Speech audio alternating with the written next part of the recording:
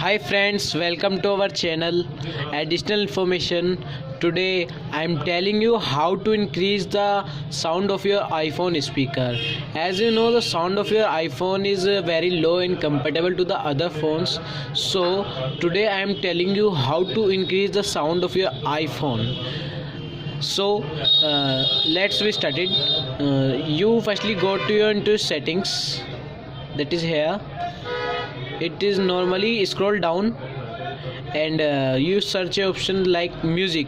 You have to click on that, and there is a option of EQ. You have to click on that. As you see, it is off. You have to choose late night option. By choosing late night option, the sound of your speaker iPhone is increase. So this is the way to increase the sound of your iPhone speaker. So thank you friends. If you like my video, then like it, share it and subscribe it. Thanks.